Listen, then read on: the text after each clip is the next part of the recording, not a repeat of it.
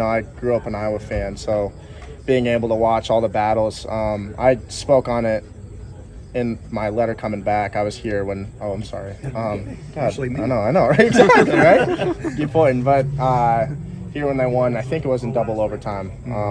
And just the battles that they've had, obviously the Big Ten championship game.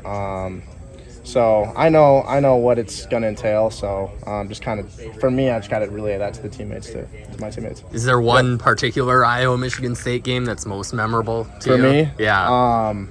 That Big Ten championship game, just watching that in 2015, that really stuck with me, just that last goal line stand. I know for those guys, I mean, that's just tough to watch. So that really stuck with me, and that's something I'll always just remember. Was that double overtime game one of your first Iowa games? It was my first Iowa game. That was 2007, yeah. I remember. Yeah, it was. I actually was talking to Humple about it. So he was shot me a text after I sent my thing out saying like that was because that is actually one of my favorite memories, just because it was my first Iowa game, I believe, and just sitting there and watching a double overtime win. I would have been 7, I think. It was 2007, yeah. And you probably would have been 7. I was there. From college? I covered that game. You guys could, I feel like the old guy in there, so, but. You're not old anymore. Yeah, but that was one of the games I do remember, that and the Big Ten championship game, but, that's a game as a little kid that really solidified me wanting to be a Hawk. Kim moves around a lot. Carter is a bruiser. What do you see from them on film? Yeah, just a very well-coached team, very physical. We're just really excited about the opportunity to come back and just play another game. Yeah. And, of course, get to play it under Liza Kinnick. Yeah, how important, and that feels like just what the doctor ordered morale-wise, maybe more for fans than you guys, but just like a night game at Kinnick, there's magic there. Yeah, there is. We have the best fans in the country, and I'll always state that.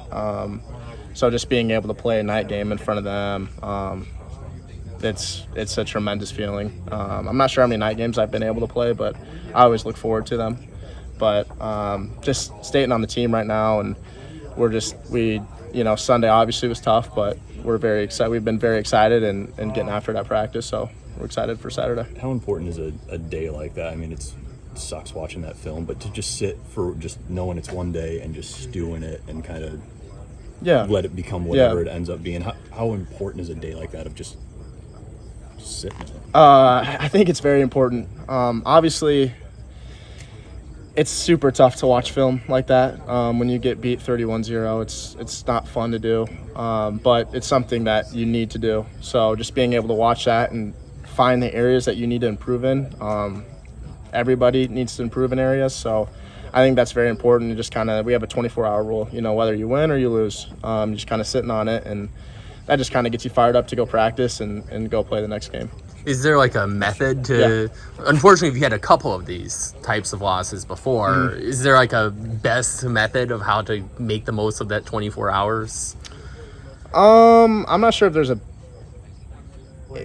we say if you care as deeply as you should, like that, it's just going to tear you apart, and it should. You know what I'm saying? We put in countless hours in this game, and losing like that, it's going to tear you apart. But I think just kind of sitting on it, like I said, and just kind of thinking about it for 24 hours, and then that Monday hits, and then you're ready to roll on and you're ready to play another game.